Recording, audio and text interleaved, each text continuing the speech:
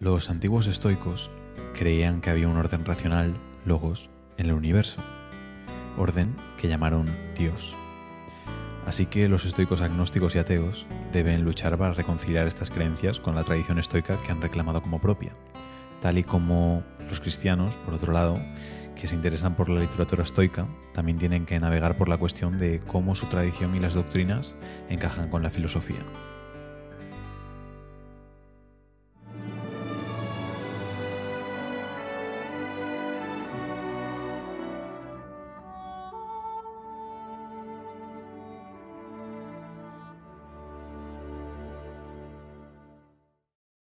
Esto representa una problemática profundamente interesante. La cuestión de la compatibilidad cristiano-estoica surge con frecuencia en las redes sociales. El tema ha sido tratado varias veces en muchas páginas y en los últimos años se han publicado varios libros completos relevantes, pero probablemente una breve explicación sería más útil para ti que un extenso tratado académico.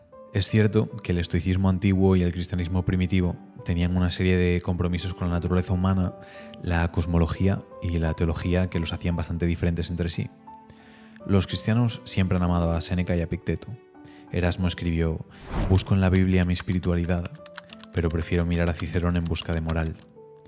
Y el movimiento neoestoico del Renacimiento creó una escuela entera de estoicismo cristiano. Además, varias doctrinas que ahora consideramos típicamente cristianas se remontan al estoicismo antiguo, como la teodicea y la inmanencia de Dios.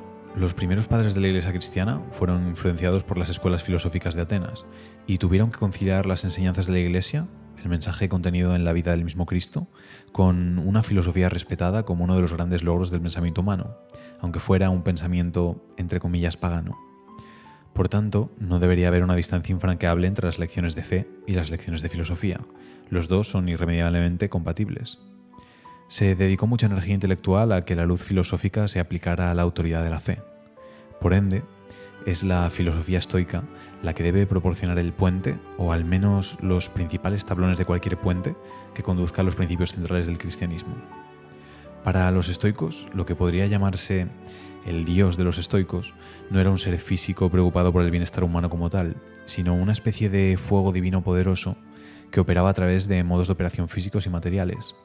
No obstante, esta fuerza o poder es racional en su naturaleza, esencial e inmortal. En este relato, la característica definitoria del poder creativo del universo es su inagotabilidad y su racionalidad. El estoicismo ofrece las pruebas obvias de esto: la legalidad del cosmos mismo. En la enseñanza estoica, el conocimiento de este tipo de influencia divina es uno de los preconceptos mismos que tiene un ser racional. Los judíos, los cristianos y los judio-cristianos niegan la materialidad de Dios tal como la contempla la filosofía estoica, una autoridad para un plan racional, algo que está activo y presente en el mundo, algo que hace que el mundo se ajuste al esquema, pero al mismo tiempo no algo revelado directamente a los humanos. ¿Cómo conciliar dos puntos de vista en competencia? Dios, encarnándose en la forma de un ser humano que enseñará lecciones y servirá de ejemplo vivo para una raza humana distraída, para ser redimida a través de su sacrificio. Aquí está Dios hecho hombre, es decir, lo inmaterial que se encarna materialmente a sí mismo para realizar o garantizar aún más lo que para los estoicos podría considerarse como el logos, la fuerza creadora. El Dios de los estoicos, este fuego divino, no se puede conocer como tal. La reconciliación con el relato hebreo es: Dios hizo al hombre. ¿Cómo ordena y organiza el fuego creativo las cosas? Lo hace nomológicamente, es decir, el cosmos obedece los preceptos centrales del estoicismo a través de leyes, la ley natural y la ley física. Las cosas se comportan como lo hacen porque están reguladas por principios nómicos. Nomos en griego es ley. Este aspecto de la enseñanza estoica encaja perfectamente con el Decálogo. ¿Cómo vamos a entender lo que Dios espera de nosotros? Estos 10 mandamientos vienen directamente de Dios. Estos mandamientos son leyes de vida. Exigen un respeto piadoso por el Dios de todos, el reconocimiento de que la realidad es una realidad creada, que es un asunto ordenado que representa la naturaleza perfeccionada de cualquier energía creativa que la provocó. ¿Por qué una entidad así haría todo esto? Esto es algo que el estoicismo tiende a dejar sin respuesta y que los cristianos judíos pueden responder. La creación cósmica no se emprende sin ningún motivo. No se ordena el universo, no se impone la legalidad a los asuntos de la naturaleza, no se le da forma y función, no se emprende la construcción de todo lo que existe mediante una comprensión perfecta de todas las posibilidades, a menos que el creador tenga un interés en esto. Tal vez los dos puntos más importantes de conflicto potencial entre el estoicismo y el cristianismo tienen que ver con la justicia y el ejercicio moral. El estoicismo rechaza total y absolutamente la validez moral de la ira y la justicia retributiva. Esto puede ser un problema si se aferra firmemente a la teoría sustitutiva de la expiación, es decir, que merecemos morir por nuestros pecados, o las nociones de que Dios está enfadado con nosotros y que tuvo que desahogar su ira contra alguien. Por supuesto, las interpretaciones cristianas de la justicia varían enormemente.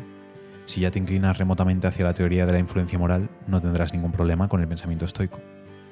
En cuanto al ejercicio moral, en última instancia, el estoicismo se trata de usar el propio esfuerzo de uno y la sabiduría humana no revelada para acercarse lentamente a un estado moral ideal.